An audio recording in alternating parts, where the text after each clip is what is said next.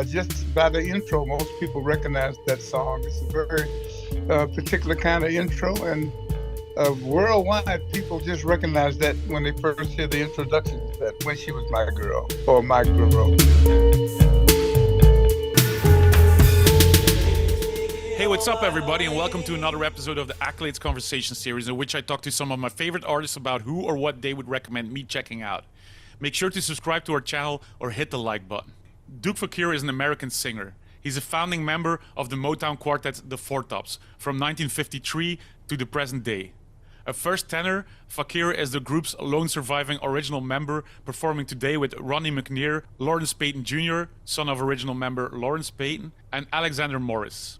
As a member of the Four Tops, Fakir was inducted into the Rock and Roll Hall of Fame in 1990, received a star on the Hollywood Walk of Fame in 1997, was inducted into the Vocal Group Hall of Fame 1999, the Grammy Hall of Fame 98, received the Grammy Life Achievement Award in 2009, and was included in the Billboard magazine Top 100 Recording Artists of All Time. I spoke to Duke about the Temptations. As of 2022, the Temptations continue to perform with founder Otis Williams in the lineup. Over the course of their career, the Temptations released 4 Billboard Hot 100 number 1 singles and 14 R&B number 1 singles. 3 classic Temptations songs, My Girl, Just My Imagination, and Papa Was a Rolling Stone, were amongst the Rock and Roll Hall of Fame's 500 songs that shaped rock and roll. If you're into my illustrations, this podcast started as an illustration book, which you can still get on craterecords.be. This is what Duke had to add. I always like to upgrade my partners that we work with a lot, and that's Temptations. Otis Williams and his Temptations. I think that he does very well with this group, and he just keeps getting and staying right at the top of that class of entertainment. And I'd like to pat him on the back for taking care of business in the correct way.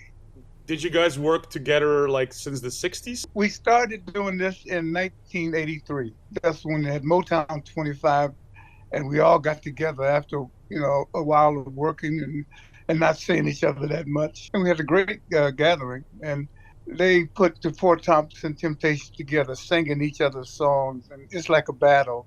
But it was very, very visual, and it's very good sound-wise and all. So we thought we would take a portion of that on the road and just travel together, which is, we've been very successful at it. It's been, like I say, since 1983. Approximately 75% of our engagements are with the Temptations, and the other 25 are other dates that we do on our own. People keep buying that show because it's two for the money, so to speak, and they enjoy it. They enjoy the difference that we are together, and we all stand tall in our own right, in our own little class. It was a good show to see. What I also always ask as well is, when you name a group like the Temptations, they have such a big history of music. Is there one song that you particularly think people who might not know of the Temptations should check out first? Yeah, When She Was My Girl. That's probably the biggest song. It's the more recognizable. Just by the intro, most people recognize that song. It's a very particular kind of intro, and worldwide, people just recognize that when they first hear the introduction, that When She Was My Girl or My Girl. We have a song recorded called When She's My Girl, but theirs is just My Girl. Sorry. Maybe I'm being ignorant, but were there ever collaborations between the two bands? Was there ever a record together? When we first put it together, we put together a record or two that it was out on the EP. It did just so, but just the appearance is what has been the biggest thing with us. Mm-hmm. So we didn't really go into deep recording. We could have recorded the whole album together, but we didn't. We just recorded a couple of songs and put it out on the EP. And it did so. The experience, being on the road, the amount of people that you are touring with, yeah. It's a big thing to do. How many shows have you played this year? I don't count the shows. That's between 80 and 100, something similar to that. You still continue in the States right now? We still, in fact, I go out of town. I just got back in town. We just down a weekend on the East Coast, and now we're doing a weekend on the Northeast Coast, and then we head out west. So we're pretty much constantly working on weekends here in the States. But just before Christmas, I think our last date is the 15th of December. Then we don't go back to work until right after the new year. The amount of shows a year, has that always been the same since, the 70s, 60s? No, it was many more shows than for the four tops, especially in the 60s, 70s, and 80s. We did quite a few shows a year, maybe 120 per year. Still, it hasn't slowed down that much. I mean, that's still pretty cool. That is good enough for me. It's good enough for us. I put it like that. I can't imagine being in my 80s and touring that much. Like, I think 100 is for a young band is already a lot. So it's like Michael Jordan. I guess I was built to do what I do. Yeah. And I do that with ease. Just the traveling every night. Sometimes when you have 5, 6 one-nighters in a row, they're traveling every night and all of that. That's the hardest part. The easy part is singing. I think I can get on stage and sing and perform maybe another 10 years. It's not likely because I do plan to retire in the next year or so. Within the next year. You were talking in Antwerp that it was probably your last show in Belgium. Is it is the idea to continue in the States for a while, or is that like you really like stopping? No, I know I would be retired totally by the time we did another UK or Europe tour, which is every other year. So I know I'm going to retire sometime in 23. Period. I mean, I won't perform. I'll still be doing other things in the show business, like working with my musical, but I won't be performing probably after the middle of 23. Okay. A very difficult question to ask an artist, but what is the record that you're proud of as being a part of the Four Tops? Well, there were quite a few, to be honest, but there was one in particular that meant more to me than the rest, and that was the very first one, which was Baby, I Need Your Lovin', because it changed our lives completely. Mm-hmm. I mean, right away, our lives just started changing for the better, believe me. And then I could always say, Reach Out, I Was There, which is more of a worldwide hit, probably gave us more recognition than any other record, along with I Can't Help Myself or Sugar Pie Honey Bunch. But for me personally, it was the very first one, Baby, I Need Your Lovin'. It was life-changing, I'll put it like that. It's really cool to talk to somebody who has been in showbiz for that long. I can't imagine, you always hear from bands that they change their repertoire because it gets boring playing the same songs all over again. Do you keep on enjoying playing the old songs, or do you rather give it a twist every now and then? Well, we do give our show a twist, but we don't take out the classics. The people want to hear that. That's what they come to see. They come to hear us sing Reach Out, I Can't Help Myself, Baby, I Need Your Lovin', Bernadette.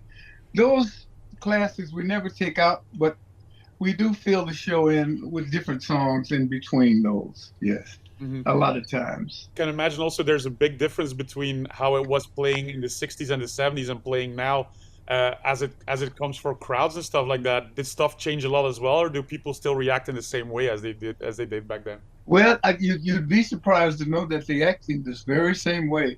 Our trip to the UK and to Europe was as exciting, and the attendance was just as great as if it was in the 60s, 70s, and 80s. The reception was absolutely wonderful, tremendous, so to speak.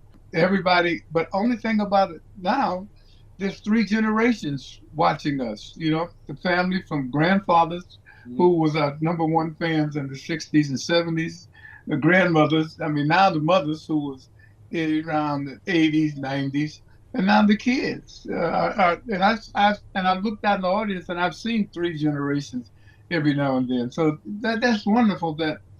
It's really a compliment to us in the business that we can perform before 3 generations and they enjoy it. That is a true compliment. Because you talk about generations, is there any newer artists that came up in the last couple of years that you were excited about to hear? In the last couple of years, I have to ask my son. When I listen to the radio, I listen to music, old standards from in the 50s and 40s, because that's where I was raised. Let me put it another way. Maybe it shouldn't be a new artist, but is there any artists that you got excited over in the last couple of years that maybe formed you in your 80s? You can't get by Taylor Swift. She's doing amazing things in the show business.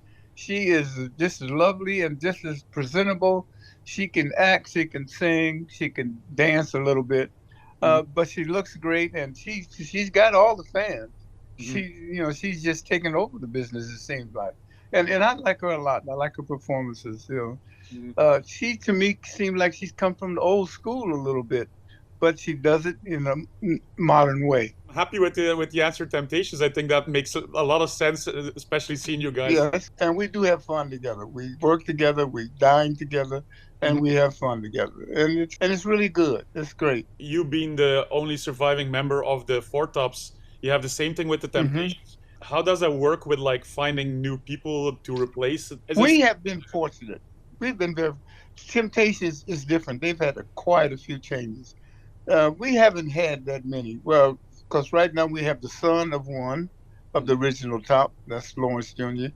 Then we have one of our best friends who was a soloist singer in his own right, and he joined us after the second guy passed. He's been with us, and he's like a Four Top trainee. We didn't have to do that much rehearsing. One thing, we never put a call out or a notice out that we need someone. And this is our third lead singer, which is the most we've changed. He seems pretty close to what we're looking for. It's a great entertainer, good, strong voice, and he's good. So it keeps us more sounding like the original Tops, close. To me, it's not there, but it's close. It's a good combination. We work well together. We really learn to have fun together on stage, and that's important. Is there a future for the Four Tops after you would stop performing? Oh, yeah, the Four Tops will continue. Oh, absolutely. There's too many classic songs that we have on it, and there's too much audience appeal. And to me, it's more the songs and music than it is the personnel, to be honest. The songs are going to survive all of us, that's for sure. So I put it on the music. As long as the Tops, after I leave, have the presentation that's very similar to the record, they'll survive quite well, believe me. I want to thank Duke for this conversation. On next week's episode, I'm talking to a hip-hop legend and a childhood hero of mine, KRS-One, about the importance of teachers. Thanks for listening, watching, or however you check out Accolades. Give us a thumbs up and follow our channel. See you next week.